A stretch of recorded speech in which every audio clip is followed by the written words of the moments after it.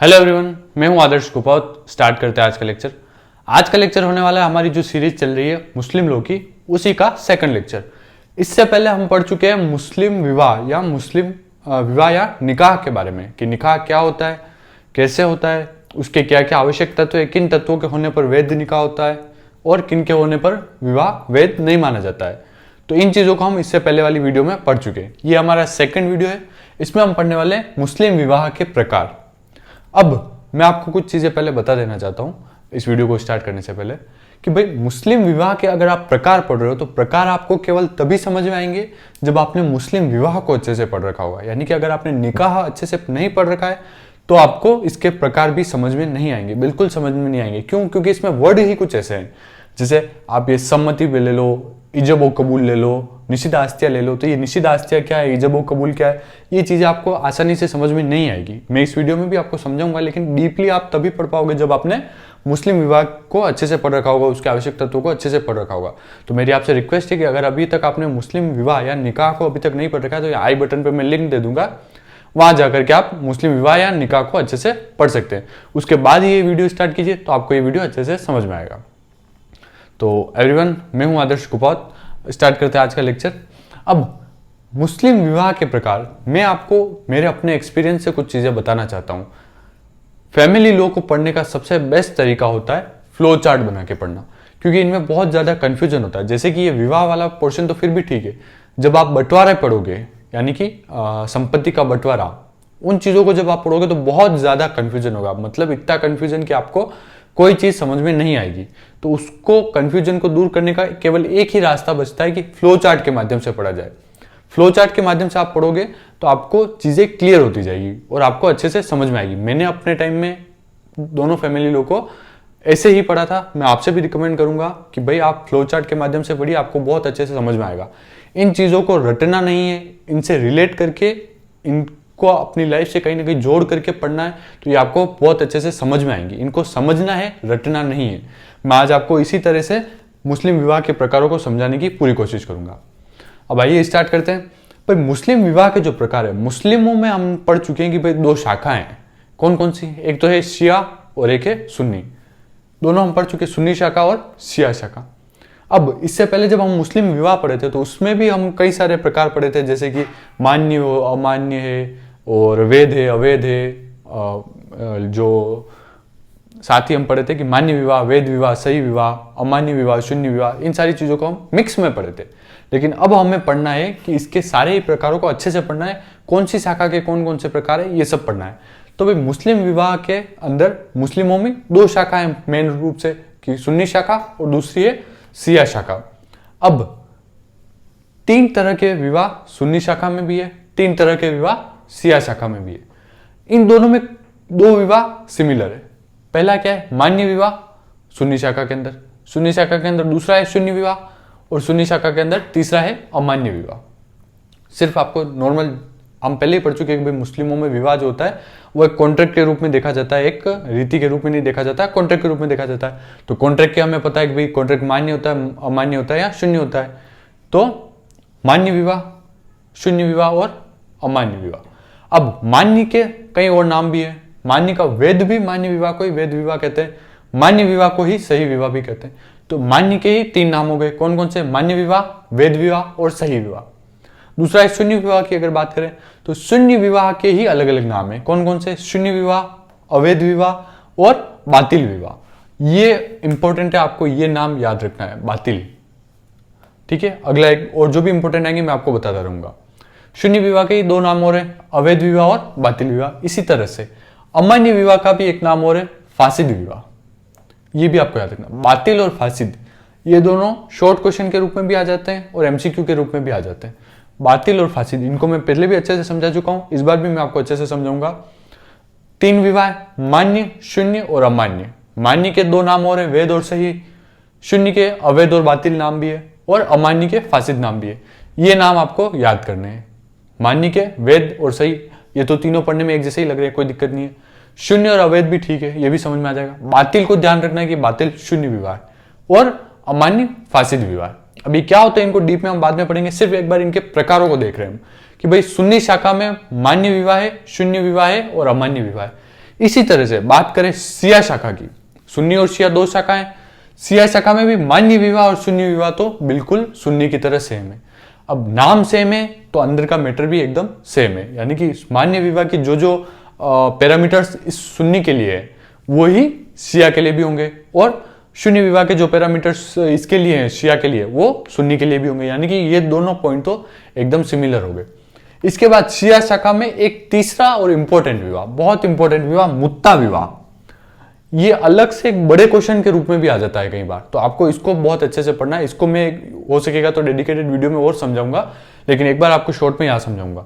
मुत्ता विवाह भी शिया शाखा में आता है। अब ध्यान रखना है कि मुत्ता विवाह केवल और केवल शिया शाखा के अंदर ही होता है, सुन्नी शाखा के अंदर मुत्ता विवाह जैसा कुछ नहीं होता। मुत्ता विवाह क्या होता है हम अभी बाद में डीप में समझेंगे कि भाई मुत्ता विवाह जो है वो सिर्फ शिया शाखा मानती है, इधर सुन्नी शाखा के अंदर मुत्ता विवाह जैसा कुछ नहीं होता। इसमें मुत्ता विवाह की जगह पे क्या है, अमान्य विवाह या फासिद विवाह, तो बातिल और फासिद, और इधर मान्य विवाह। तो हमें टोटल कितने हैं, 6 नहीं पढ़ने हैं, टोटल कितने पढ़ने हैं, 1 और 2, 2 तो ये, तीसरा ये। अब ये 2 तो सिमिलर से हो गए, तो यानी कि 3 ये और 1 ये चौथा, तो हमें सिर्फ 4 प्रकार के विवाह पढ़ने हैं। बस इनका हमें ये ध्यान रखना है कि भाई सुन्नी के अंदर 3 कौन कौन से होते हैं, शिया के अंदर 3 कौन कौन से होते हैं। सुन्नी के अंदर है मान्य, शून्य और अमान्य, इनके अलग अलग नाम भी है, वो भी याद रखने हैं, जैसे बातिल और फासिद, ये इंपॉर्टेंट है, ये नाम याद रखने ही है, ठीक है। शिया के अंदर क्या है, शिया के अंदर भी है मान्य और शून्य विवाह तो ही है, इनके भी वही नाम है जो इधर नाम है, और एक अलग से है जो कि है मुत्ता विवाह, इसको आपको अलग से याद करना है।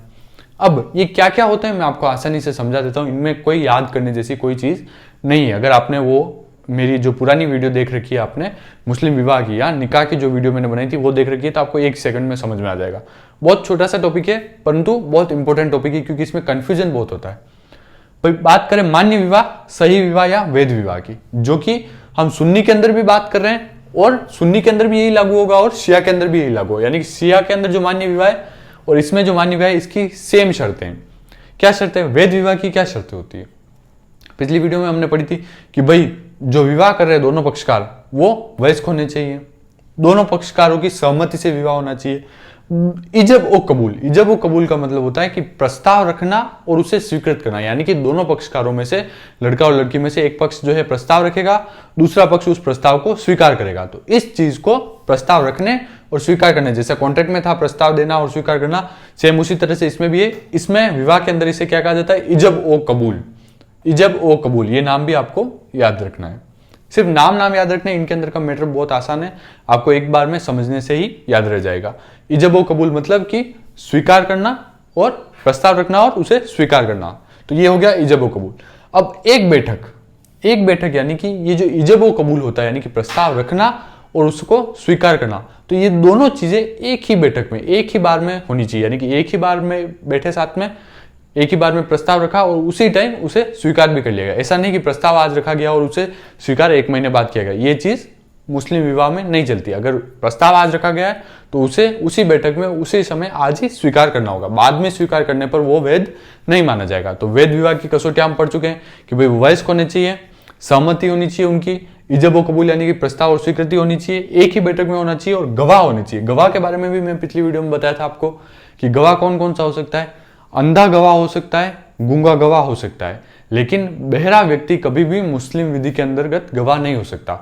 और जो गवाह होगा, जो व्यक्ति गवाह होगा विवाह के टाइम पे, गवाह यानी कि जो शादी हो रही है वो शादी को देखने वाला है, यानी कि एक व्यक्ति देखने वाला हो कि हाँ मैंने इन दोनों की शादी होते हुए देखी है, एक प्रूफ के रूप में एक व्यक्ति होना चाहिए। अब जो व्यक्ति होगा वो गूंगा हो सकता है और अंधा हो सकता है, लेकिन बहरा व्यक्ति को कभी गवाह के रूप में नहीं माना जाएगा। दूसरा कि जो गवाह है वो खुद भी मुस्लिम होना चाहिए, वो गवाह हिंदू नहीं हो सकता। अब या तो वो खुद मुस्लिम होना चाहिए, इसके बाद एक गवाह नहीं होता, गवाह हमेशा 2 व्यक्ति होंगे। अब या तो दोनों मुस्लिम व्यक्ति हो, यानी कि दोनों मुस्लिम पुरुष हो, और अगर दोनों मुस्लिम पुरुष नहीं है तो एक पुरुष कम से कम होना चाहिए और 2 स्त्रियां कम से कम होनी चाहिए, यानी कि या तो स्त्रियां हैं तो 3 जने हो जाएंगे, 2 स्त्रियां और 1 पुरुष, और अगर पुरुष ही है तो दोनों पुरुष हो सकते हैं गवाह के रूप में। तो वैध विवाह की ये सारी आवश्यक शर्तें ये हम पिछली वीडियो में पढ़ चुके हैं, इसमें मैंने आपको शॉर्ट में समझा दिया। यानी कि सुन्नी जो समुदाय है, सुन्नी समुदाय अगर वैध विवाह करना चाहता है तो उसको ये सारी शर्तें माननी होगी। इसी तरह से शिया समुदाय जो है, शिया समुदाय अगर मान्य विवाह या वैध विवाह करना चाहता है तो उसे भी सेम यही सारी शर्तें माननी होगी, यानी कि दोनों के लिए बराबर है, इसमें कोई अंतर नहीं, एक ही बार पढ़ना है, दोनों में शिया और सुन्नी में सेम है। इसी तरह से बात करें शून्य विवाह की, अवैध विवाह की या बातिल विवाह की, इसी में शिया में भी शून्य विवाह, अवैध विवाह, बातिल विवाह है, यानी कि ये भी इन दोनों में सेम है। तो बातिल विवाह या शून्य विवाह या अवैध विवाह किसे कहते हैं? बातिल विवाह वो विवाह होता है जो निषिद्ध आस्तियों के अंतर्गत किया जाता है। अब निषिद्ध आस्तियां क्या होती है, बातिल विवाह क्या होता है, पहले मैं आपको समझा दूं। भाई वैध विवाह तो ये कि यानी कि वो विवाह हो गया और वो वैध हो गया, वो वैलिड है, उसे माना जाएगा। बातिल विवाह या शून्य विवाह ऐसा विवाह होता है जो कि मुसलमानों में मना किया गया है कि इन जगहों पे विवाह नहीं किया जा सकता, इन रिश्तों में विवाह नहीं किया जा सकता। उन रिश्तों को जो है निषिद्ध आस्तियां कहा जाता है कि इन आस्तियों में इन लोगों के आपस में विवाह नहीं हो सकता, तो उन्हें ही बातिल विवाह कहा जाता है। ऐसा विवाह जो ऐसे रिश्तों में कर दिया जाता है जो मुस्लिम समुदाय में, मुस्लिमों में मना किया गया कि यहाँ आप विवाह नहीं कर सकते, आपस में विवाह नहीं कर सकते, अगर वो लोग आपस में विवाह कर लेते तो उसको बातिल विवाह कहते हैं। और वो एक वैलिड विवाह नहीं होता है, वो एक शून्य विवाह होता है, उसे कभी विवाह की मान्यता नहीं दी जाती है। तो जिस विवाह को मान्यता नहीं दी जाती है वो अवैध विवाह या बातिल विवाह कहलाता है। अब वो कौन कौन से होते हैं? निषिद्ध आस्तियों में किए गए जो भी विवाह होते हैं वो बातिल विवाह होते हैं। अब निषिद्ध आस्तियां कौन कौन सी है? 3 निषिद्ध आस्तियां हैं। पहला है रक्त संबंध, यानी कि सगे भाई बहन अगर हैं तो वो रक्त संबंध में आएंगे, वो आपस में विवाह नहीं कर सकते मुस्लिमों के अंदर।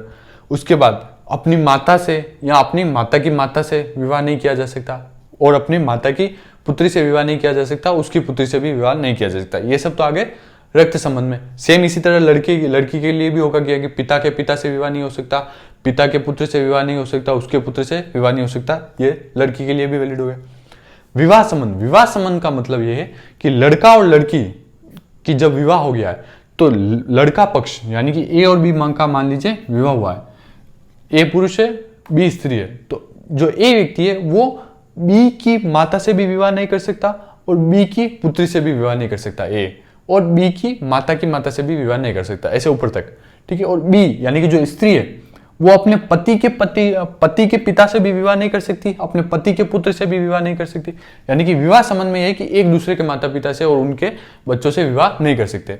रक्त संबंध में यह है कि सगे भाई बहन विवाह नहीं कर सकते, अपनी माता से या अपनी माता की पुत्री से विवाह नहीं कर सकते, ये रक्त संबंध में आएगा। अब आता है सबसे इंपॉर्टेंट धात्रेय संबंध। धात्रेय संबंध को मैं पहले भी समझा चुका हूं। धात्रेय संबंध का मतलब होता है कि कई बार कोई माता होती है जिसकी संतान नहीं होती, लेकिन संतान होती है और वो मर जाती है, ऐसा कुछ भी हो गया मान लीजिए, तो वो माता, एक स्त्री जब अपने बच्चे को दूध पिलाती है, या मान लीजिए उसका बच्चा मर गया या बच्चे के साथ कोई अनहोनी हो गई या बच्चा नहीं है, तो उसके स्थान पर वो किसी दूसरे व्यक्ति के बच्चे को भी दूध पिलाती है।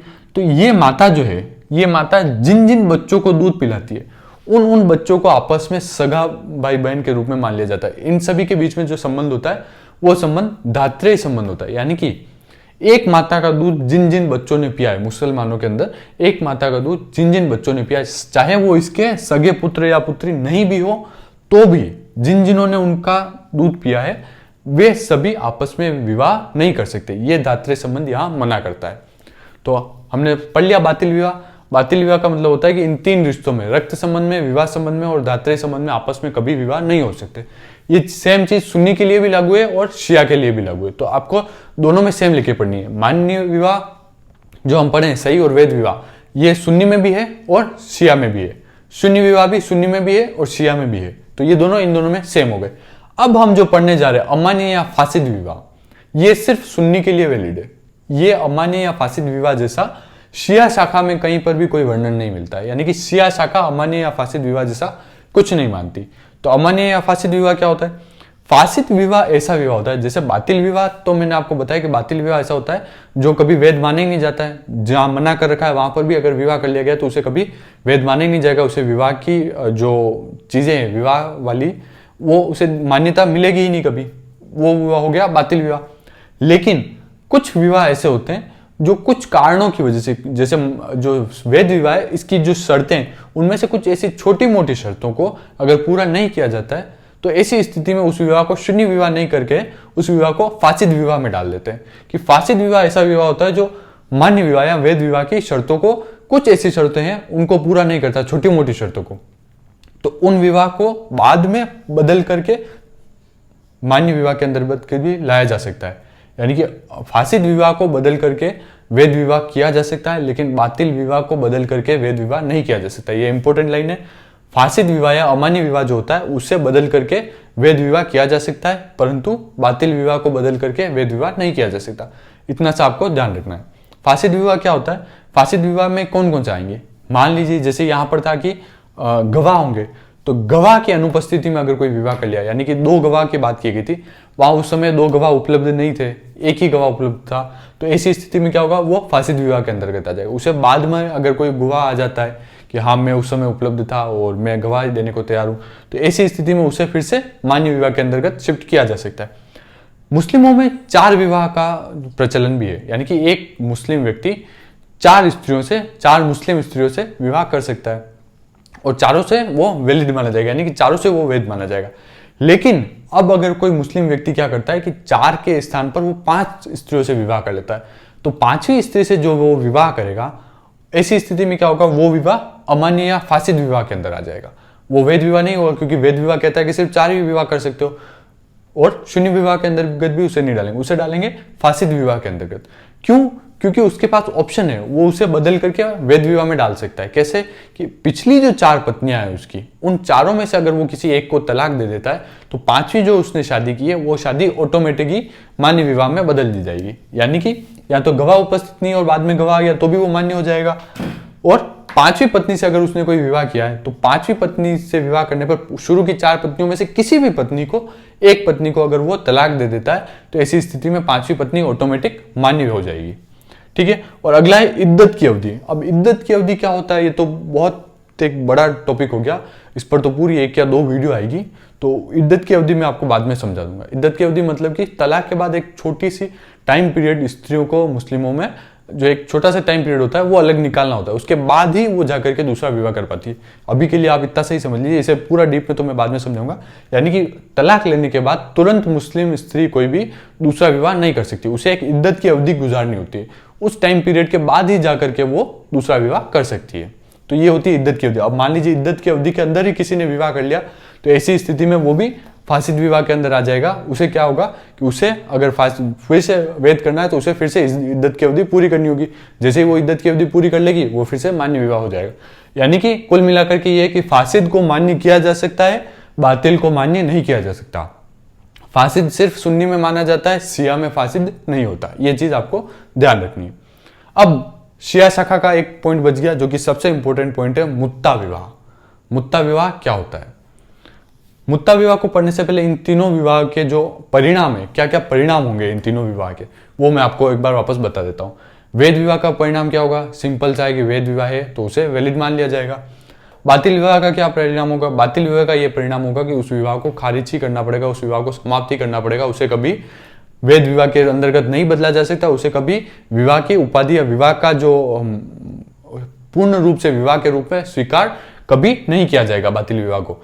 लेकिन फासिद विवाह का क्या परिणाम होगा? फासिद विवाह का यह परिणाम होगा कि अगर उसे चाहे तो वैध या सही विवाह के अंतर्गत बदला जा सकता है, या तो उसे फासिद विवाह में ही रखा जा सकता है या उसे वैध या सही विवाह के अंतर्गत बदला जा सकता है। तो फासिद का यह परिणाम होता है कि इसे बदला जा सकता है, बातिल को नहीं बदला जा सकता, यानी कि शून्य को नहीं बदला जा सकता, अमान्य को बदला जा सकता है। अब बात करें मुत्ता विवाह की। मुत्ता विवाह क्या होता है? मुत्ता विवाह भी एक अलग टॉपिक है और इस पर भी काफी छोटे क्वेश्चन आ जाते हैं, तो इसको अच्छे से पढ़ना जरूरी है। मुत्ता विवाह का मतलब होता है कि एक अस्थायी विवाह, ऐसा विवाह जिसमें पति पत्नी दोनों को पता होता है कि ये विवाह हमारा जो है एक टेम्परेरी रिलेशन है, यानी कि टेम्परेरी किया गया विवाह जो होता है उसे मुत्ता विवाह कहते हैं। अब ये मुत्ता विवाह यानी कि टेम्परेरी विवाह की प्रथा जो है सुन्नी शाखा में कहीं नहीं मानी गई है। सुन्नी शाखा में ऐसा टेम्परेरी विवाह का कोई रिवाज नहीं है। टेम्परेरी विवाह का रिवाज है इधर शिया शाखा में। शिया शाखा वाले मानते हैं कि भाई टेम्परेरी विवाह भी हो सकता है। इसकी कुछ शर्तें हैं, 2 शर्तें मेन है। भाई टेम्परेरी विवाह जो किया जाएगा, पहले से दोनों को पता होगा कि हम टेम्परेरी विवाह कर रहे हैं, वो जानबूझ करके टेम्परेरी विवाह कर रहे हैं। उसके बाद उस विवाह में, उस अस्थायी विवाह में वो कितने टाइम के लिए टेम्परेरी है, यानी कि कितने टाइम के लिए किया जा रहा है, उसके बाद वो हट जाएगा। तो जितने टाइम के लिए वो वैलिड है, वो टाइम भी उनको पहले ही डिसाइड करना होगा कि भाई 1 साल 2 साल 4 साल इतने टाइम के लिए वैलिड रहेगा, इसके बाद आप आपके हम हमारे, कोई लेना देना नहीं। तो इस तरह से जो मुत्ता विवाह जो होता है वो अस्थायी विवाह होता है, टेम्परेरी होता है, विवाह करते टाइम ही उसका टाइम पीरियड फिक्स कर दिया जाता है कि इतने टाइम के लिए विवाह वैलिड होगा, प्लस टाइम पीरियड के साथ यानी कि अवधि के साथ एक महर की राशि। अब महर क्या होता है? महर तो बहुत ही बड़ा टॉपिक है। महर का मतलब होता है कि भाई मुस्लिमों में जब दोनों की शादी होती है, पति एक स्त्री और पुरुष की शादी होती है, तो शादी के समय पुरुष द्वारा स्त्री को शादी करने पर कुछ धनराशि दी जाती है। पुरुष स्त्री को देता है, ध्यान रहे, स्त्री पुरुष को नहीं देती है।